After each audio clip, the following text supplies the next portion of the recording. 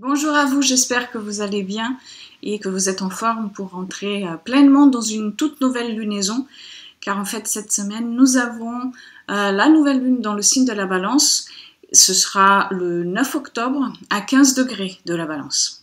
La nouvelle lune et pleine lune de ce mois d'octobre seront des lunes qui vont fortement activer les énergies déjà très présentes de Vénus, car en fait, c'est cette planète qui gouverne la Balance et le Taureau, où nous allons avoir la nouvelle lune cette semaine dans le signe de la Balance, et puis la pleine lune du 24 octobre dans le signe du Taureau.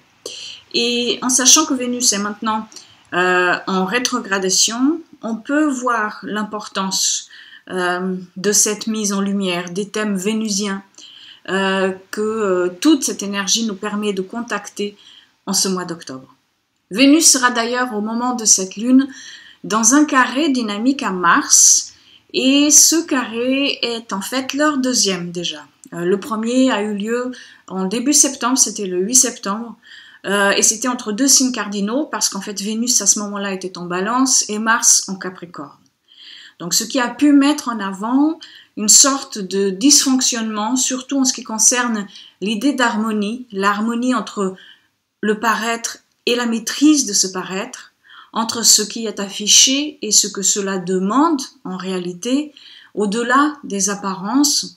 Et ça a pu être, ou ça l'est encore, vécu de manière très personnelle pour chacun et chacune, dans une conversation entre notre intériorité et notre ego, mais ça peut être vécu aussi au niveau relationnel, au niveau professionnel, au niveau familial, sociétal, etc., n'importe. Bien sûr, pour chacun de nous, pour chaque personne, cela est ressenti de manière différente et plus ou moins de manière subtile. Ce carré entre Vénus, désir, et Mars, action pour mener à bien ce désir, revient donc cette semaine. Et cette fois-ci dans deux signes fixes. Vénus est en Scorpion, Mars est en Verseau. Et maintenant, dans des signes fixes, il y a une autre énergie. Il va s'agir d'arriver à sortir d'une zone de confort, d'une apathie qui nous a très certainement servi à un moment donné, mais qui en réalité ne nous sert plus aujourd'hui. Donc le tout pour transformer, ou du moins pour arriver à intégrer que le désir de transformation se fait aussi sentir de plus en plus, mais qu'il va falloir sortir de ce qui stagne pour libérer cette énergie de métamorphose, pour arriver à nous sentir responsables et impliqués dans les décisions que nous prenons, si nous voulons que les choses changent ou alors qu'elles avancent. C'est prendre conscience que ce n'est pas à l'autre de prendre des décisions pour nous ou de dicter la démarche, la façon dont nous souhaitons penser ou nous présenter au monde. Si nous voulons sentir en fait ce pouvoir créateur qui nous habite, et parce que Mars est dans le signe du Verseau, tout cela peut être ressenti par le biais d'un moyen de communication, par des dialogues, des conversations, mais aussi par Internet, par les réseaux sociaux, par les groupes avec lesquels nous échangeons, que ce soit en face à face ou sur Internet, par les informations que nous absorbons aussi des médias.